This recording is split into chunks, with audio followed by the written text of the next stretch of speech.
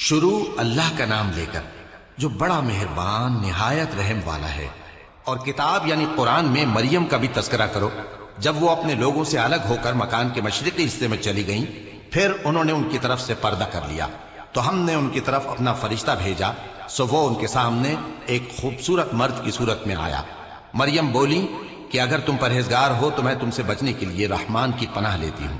فرشتے نے کہا کہ میں تو تمہارے پروردگار کا بھیجا ہوا یعنی فرشتہ ہوں، اور اس لیے آیا ہوں کہ تمہیں پاکیزہ لڑکا بخشوں۔ مریم نے کہا کہ میرے ہاں لڑکا کیوں کر ہوگا جبکہ مجھے کسی مرد نے بطور شوہر چھوا تک نہیں اور میں بدکار بھی نہیں ہوں۔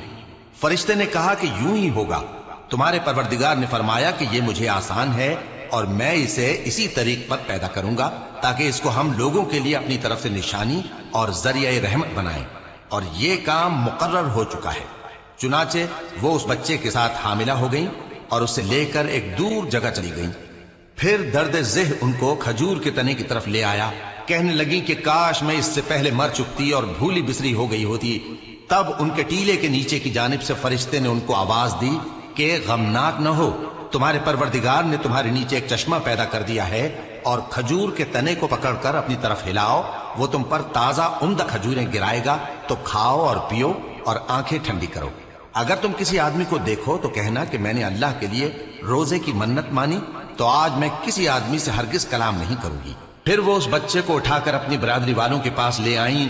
وہ کہنے لگے کہ مریم یہ تو نے برا کام کیا، اے ہارون کی بہن، نہ تو تیرا باپ ہی برا آدمی تھا اور نہ تیری ماں ہی بدکار تھی۔ تو مریم نے اس بچے کی طرف اشارہ کیا۔ وہ بولے کہ ہم اس سے کہ گود کا بچہ ہے کیسے بات کریں؟ بچے نے کہا کہ میں اللہ کا بندہ ہوں، اس نے مجھے کتاب دی ہے اور نبی بنایا ہے، اور میں جہاں ہوں اور جس حال میں ہوں اس نے مجھے صاحب برکت بنایا ہے، اور جب تک زندہ ہوں مجھ کو نماز اور زکوٰۃ کا ارشاد فرمایا ہے، اور مجھے اپنی ماں کے ساتھ نیک سلوک کرنے والا بنایا ہے اور سرکش و بدبخت نہیں بنایا، اور جس دن میں پیدا ہوا اور جس دن مروں گا اور جس دن زندہ کر کے اٹھایا جاؤں گا مجھ پر سلام ہے۔ یہ مریم کے بیٹے عیسیٰ ہیں، اور یہ سچی بات ہے جس میں لوگ شک کرتے ہیں۔ اللہ کو شایع نہیں کہ کسی کو بیٹا بنائے، وہ پاک ہے، جب کسی چیز کا ارادہ کرتا ہے تو اس کو یہی کہتا ہے کہ ہو جا، تو وہ ہو جاتی ہے۔ اور بے شک اللہ ہی میرا اور تمہارا پروردگار ہے، تو اسی کی عبادت کرو، یہی سیدھا رستہ ہے۔